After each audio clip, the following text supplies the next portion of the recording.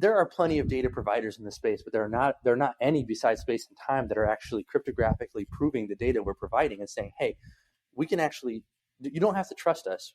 We're actually proving to you that this query result is accurate and can power your on-chain AI use case. Hey everybody, Tanner here with WAGMI Ventures. On today's episode, we have Scott Dykstra, co-founder and CTO at Space and Time. For anyone who's new, this is the WAGMI Ventures podcast, where we do snapshots with interesting builders, founders, and investors from across Web3. Check out wagmiventures.io to learn more about the syndicate behind the podcast. But for now, let's get into it with Scott at Space and Time. All right, what's up, everyone? This is the WAGMI Ventures podcast. I'm Tanner, and I'm here today with Scott Dykstra, co-founder and CTO at Space and Time. Scott, what's up? How are you doing today? Hey, Tanner. Appreciate you having me. Excited to be here. Yeah, it's going to be great. Super pumped to chat. So here to start, maybe we can just jump in on a little bit about you. You've had this pretty interesting journey. And so I'm curious, your crypto journey as it intersects with your professional journey. Could you maybe tell us that story a little bit leading up to the creation of Space and Time? Sure.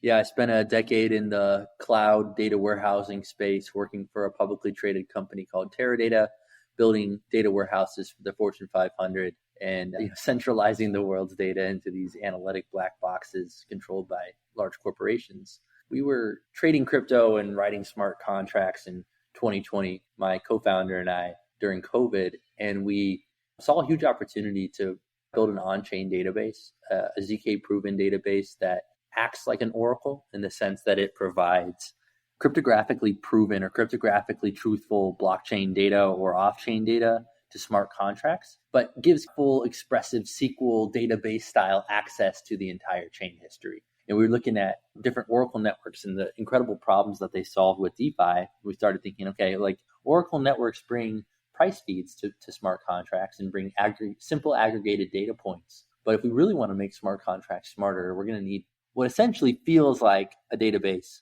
but is ZK proven. And that was the genesis of Space and Time back in summer 2021. Perfect. Super interesting. Okay. So I just even doing a little research, there's a variety of ways we could approach this, but I'm curious kind of in its totality, how you would explain what Space and Time is to someone who's brand new to what you're building and what you seek to enable with what you're building too.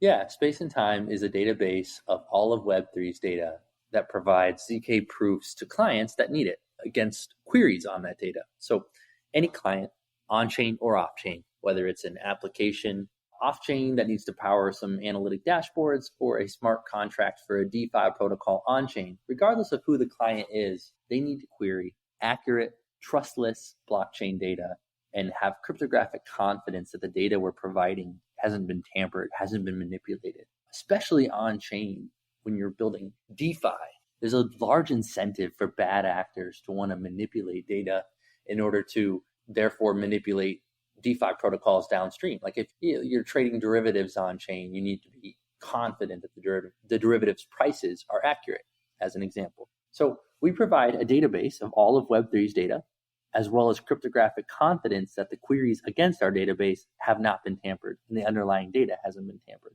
We allow smart contracts to query any information from their own chain, other chains, or even off-chain traditional markets. Super cool. Okay. So I'd love to dig into really like the stakes of this and parsing that two ways. Like one, what are the stakes for getting this right? Why does this matter? And then the second part of that might be like, what are some possible second order effects of the various use cases for developers kind of building on top of this work? Yeah, I think right now there's a big push to build more data-driven DeFi. Developers on chain are constantly looking to build DeFi protocols that are more sophisticated. For example, if you go to take out a loan on Aave today, you're getting the same borrow rate that I'm getting. And maybe you've already paid off 3 loans on chain with Aave, but Aave doesn't look at your wallet to see if it's paid off loans on chain. It just gives you the same borrow rate that it gives me. And that's a good thing. Like I think that people see that as like a kind of feature of DeFi, not a bug. But there are a large number of developers right now that are looking to build more sophisticated lending. And lending is just one sub-vertical within DeFi among hundreds, probably, from swaps to Uniswap V4 pools governed by hooks that automatically rebalance to avoid impermanent loss, to derivatives markets, to leveraged perp markets. And all of these sub-verticals of DeFi have a set of developers that are looking to build more sophisticated DeFi protocols that actually are data driven. So going back to my Aave example, imagine kind of a next gen lending protocol on chain, a decentralized lending protocol that gives a variable borrow rate depending on your on-chain credit. Like if you've already paid off 3 loans on chain, we could query your wallet address. When you go to take out a 4th loan, we could go query your wallet address and say, has Tanner already paid off loans on chain? If so, great, let's give him a better borrow rate than Scott, who's a newbie, never used DeFi before. And so giving smart contracts the ability to ask basic questions to power their protocol is amazing. Like that kind of opens up the design space immensely for DeFi developers. Like I was shocked back in 2020 when I first started writing smart contracts that there's no query engine. There's no ability to ask the most basic questions from your smart contract. A question as simple as, show me the total volume of Scott's wallet's transactions. A question that simple can't be answered on chain, like can't be answered by a smart contract without something like a ZK prover, like Space and Time, providing that data trustlessly. And once you realize that smart contracts have absolutely no access to data on their own chain, let alone other chains, you realize how limited the design space is for DeFi developers. They have to redesign their whole protocol around that lack of data. But if you could solve that problem, if you could actually allow smart contracts to query the entire chain history quickly and get back an answer next block, not 2 minutes later or 2 hours later or worse, 2 days later, but next block, then you open up an incredible set of use cases for DeFi developers to build more sophisticated protocols. Love that. Okay. Super interesting. So this is a bit of a recurring question on this podcast, but I'm always curious about the earliest challenges in the life of a given project or venture. And I think part of why that's so interesting to me is I think it just shapes the DNA of the culture and the team, how those problems or challenges are solved. Often there's a bit of a path dependency there, right? And so I'm curious, for Space and Time, like what were maybe 1 or 2 early challenges that could be technical, could be business, but 1 or 2 early challenges that you and your team had to overcome, and maybe the story of how you guys thought about that? Sure.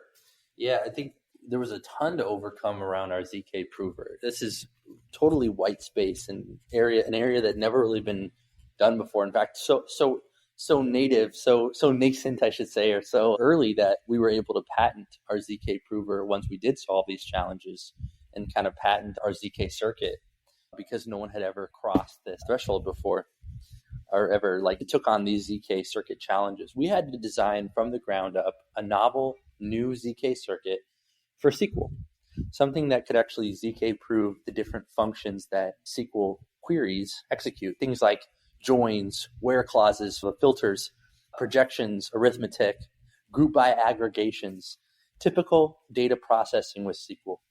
The user says, hey, show me all wallets that have at least $1,000 of link and have made at least 2 transactions on chain in the last 6 months and have minted our NFT. That requires a couple where clauses and a group by aggregation to fulfill that query. And if you want to ZK prove that, if you want to actually cryptographically prove that you haven't tampered with that query or the underlying data, doing so is hard. And there's a lot of trial and error, a lot of R&D to trying out different commitment schemes from Peterson to Dory to now a new commitment scheme called Sona, to also just trying out different ways to accelerate the ZK proof on GPUs, different curves that we're using. And there was no best practices at the time. So we were just it was pure trial and error.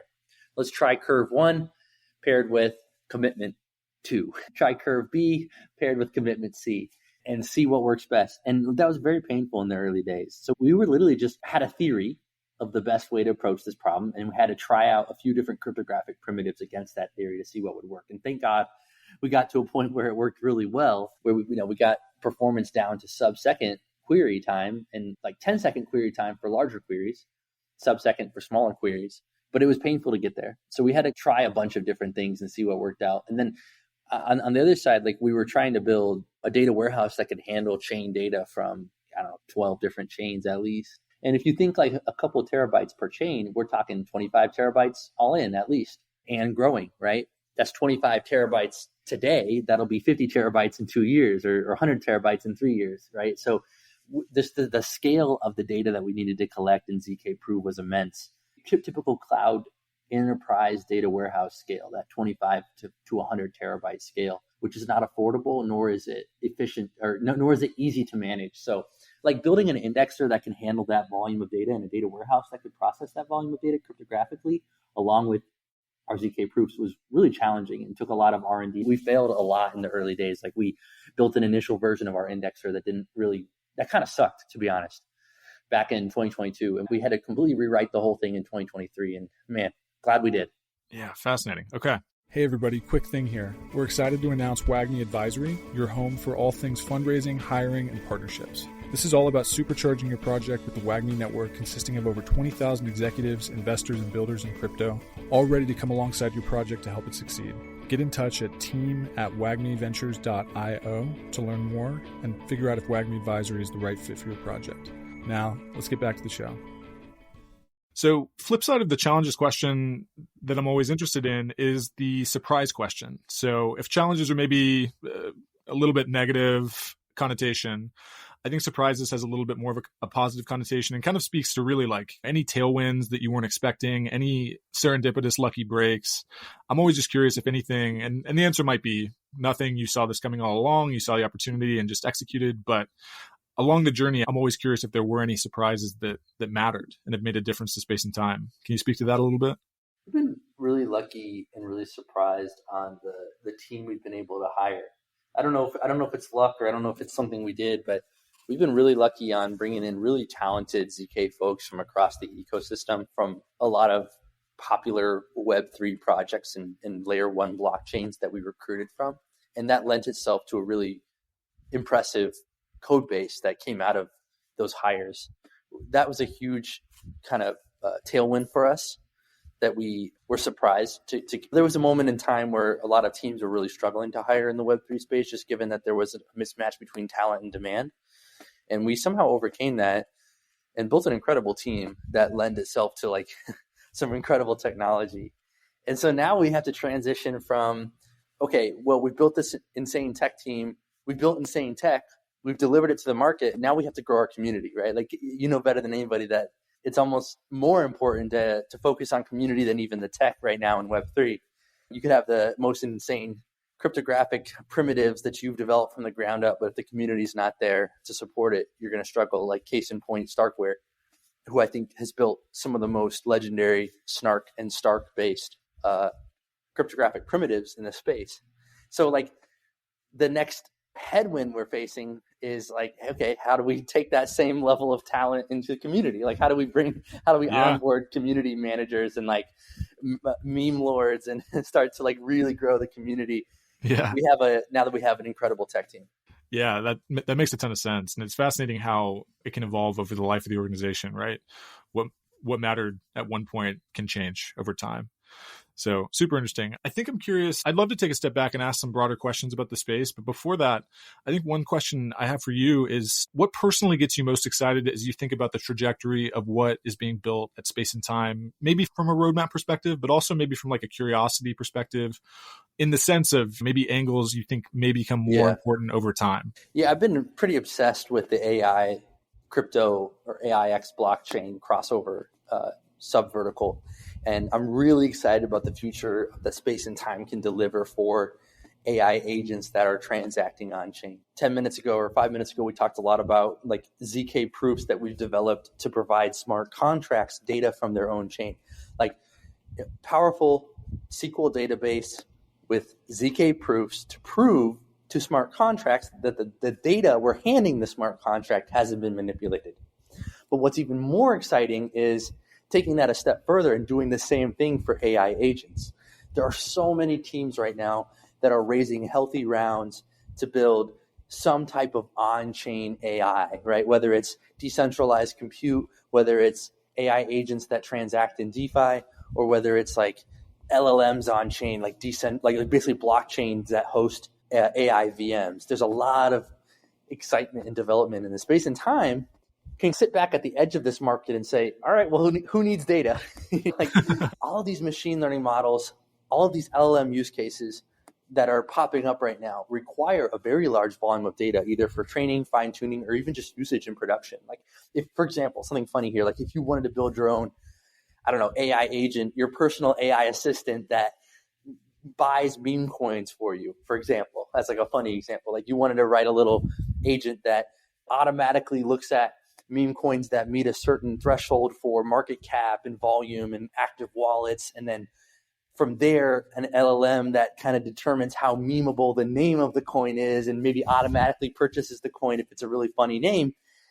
Like that, even to building something like that fun would require a lot of on-chain data. You still need all the on-chain data around like which meme coins meet certain criteria for market cap and volume and TVL and active wallets. And like, if you want that to secure a lot of value, you might want to pay a little premium for cryptographically accurate data provided to your little AI meme coin trader assistant, right? So like there are plenty of data providers in the space, but there are not any besides Space and Time that are actually cryptographically proving the data we're providing and saying, hey, we can actually, you don't have to trust us. We're actually proving to you that this query result is accurate and can power your on-chain AI use case. Microsoft led our last funding round in 2022, and they pushed us heavily towards LLMs at that time. What a great time to be pushed towards LLMs right before GPT-4 came out.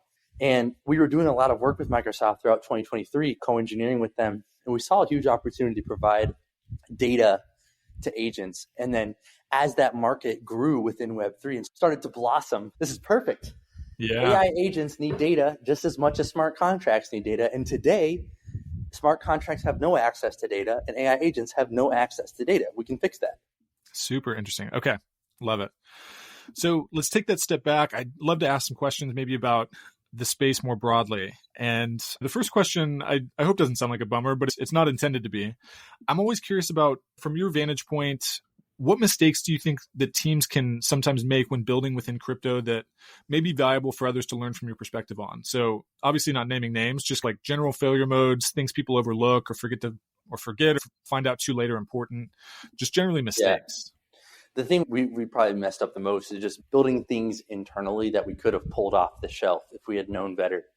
Like we built a lot of our own tools from the ground up. Like we built our own GPU accelerator from the ground up just to make our ZK proofs run really fast on NVIDIA GPUs. And we didn't really need to do that. Like we didn't know at the time there were other teams working on pretty sophisticated GPU accelerators, about as sophisticated as ours is. Like we built our own from the ground up internally because we knew we needed it and we didn't know of other teams building this. But it's not like core to our business. It's not like that's something we need to own internally. Same with our indexer. Like we built our own indexer from the ground up, then rebuilt it again for performance. And now our version 2 of our indexer is arguably the most mature indexer in the space. But like there were other good teams at the time that were building good indexers that we just didn't know about. And if we had, we probably would have just licensed their technology from them and not built it ourselves. Like in hindsight, it all worked out great because now we have our own tools that are like tailored to our business and our use case and are extremely low latency and powerful. But like, man, a lot of pain. I lost a lot of hair over the last 3 years building these things myself. So my advice to like newer developers or newer teams that are raising right now and beginning to build out their stack is like, man, there's a lot of off-the-shelf open source tools, and there are a lot of teams that might be building something you need right now. So before you go build it yourself, try to survey the market and see where the market is blossoming new tools because, man, we could have saved, I don't know, a year of engineering by just leveraging third-party tools that were already open, that were going to be open source that we just didn't know about. Yeah, great advice. Okay. So next question might be, what do you think we're getting right here in 2024 in the space? And then where do you think we could be doing things a little bit better? Oh, man, that's quite an open-ended question. Right. Yeah, where do I start? So I think right now, like there's more chains than there are users. And it's become a meme that like investors invest in infrastructure and don't invest in applications. And we need consumer-facing applications that can drive net new retail users to the chain.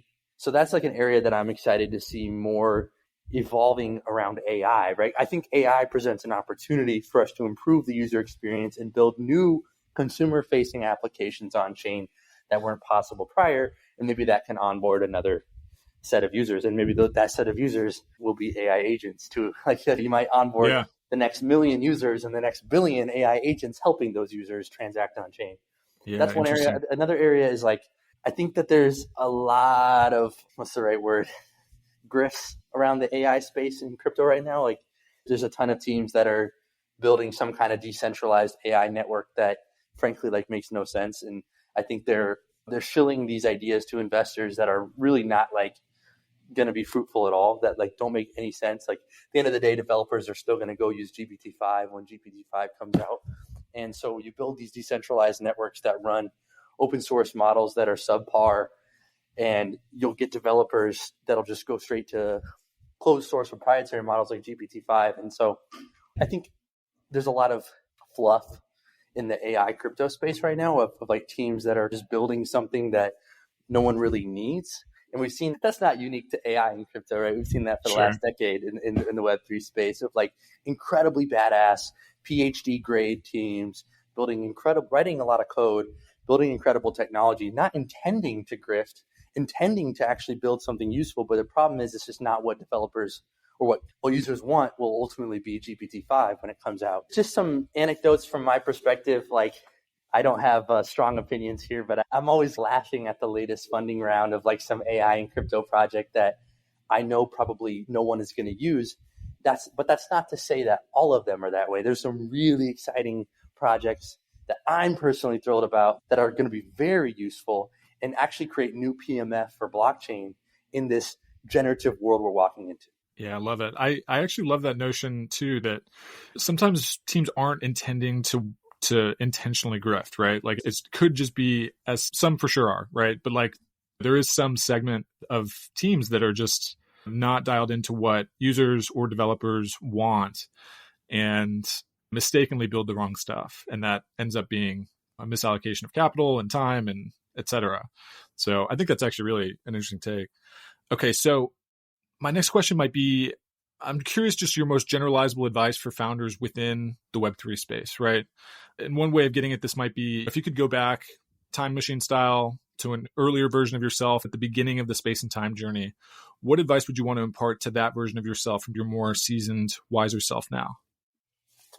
Man, yeah, I think what I said a minute ago around don't build everything yourself, try to use open source off the shelf tools that other teams are creating for things that aren't core to your business, but still helpful. I think that's like the biggest thing I wish I could turn the time box on. We'd have more capital available in the bank if we had. We wouldn't have expended so much capital on engineering, building things internally that maybe we could pull off the shelf. But in addition to that, I think like there's a huge valuation benefit in picking an ecosystem and picking a good ecosystem, I should say, picking a powerful, lucrative ecosystem and going all in on it. And like, I think Space and Time has started to do this better recently. Like as of late, we've been aligning with the ZK Sync ecosystem. And I think we're at this point all in on ZK Sync, and we have very strong relationships there. And we're building our own ZK Sync L2 using their hyperchain stack. But in the early days, I think we were just like taking partnerships where they come and trying to be Switzerland and align with everyone and maybe spreading ourselves too thin. I think there's a benefit. This is very humble advice, but I think there's a benefit in like picking a powerful ecosystem early on and like being a big fish in that pond and like hyper focusing on that ecosystem and going all in on the ecosystem, whether it's Sui or Cosmos or even just ETH mainnet, Solana, ZK Sync, you name it, Polygon. Like there are teams that are just doubling down on only that ecosystem and therefore embedding themselves with the leaders in that ecosystem. And I think there's a huge benefit to doing that versus trying to be Switzerland and support everyone all the time. It becomes A, exhausting, B, costly, and C, you don't really ever align as deeply with your partners if you do that. Make sense? Definitely, yeah. It's great advice. And you commented earlier on the generality of one of the questions. This one is also super open-ended, so take it as you will. If I were to put to you, the future of crypto is blank, how would you fill in the blank?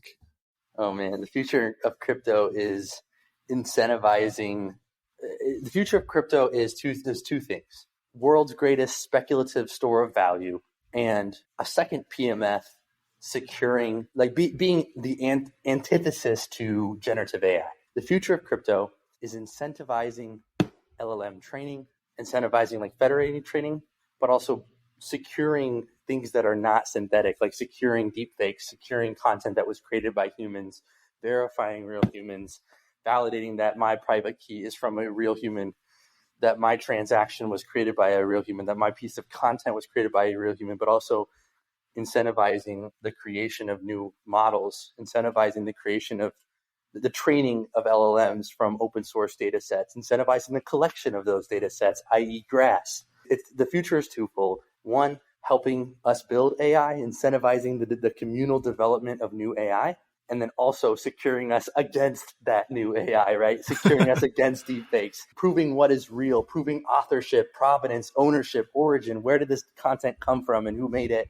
And was it from a real camera versus generated? And I'm really excited about that because this is additional PMF for blockchain beyond just being the world's greatest speculative store of value, which it has been for the last decade. And now we get a new sort of era for blockchain to be useful in the world beyond just like me putting my life savings in staked ETH. You know what I mean? Yeah, no, super interesting. Okay. So Scott, one last question here for you, or two in one. What's your team working on right now, and what's the best way for people to follow along on the journey? Yeah, we're doing a lot on the AI space. Like we're going to be rolling out the next evolution of the space and time chain real soon here, like I'd imagine the next month or two. And so that'll come with white papers, a test net, open sourcing of more of our stack. We'll be open sourcing our prover next month, rolling out, hey world, this is the new space and time. We're here to stay. And we have a powerful solution for providing data to both smart contracts as well as AI agents. And with that, we've been building a lot of applications on top of space and time that are fun for consumers to touch and feel and like get the retail bag holder more involved. So we'll be rolling out those applications over the summer. Stuff for non-technical users to get involved, right? To be part of the community and start building on top of space and time using AI.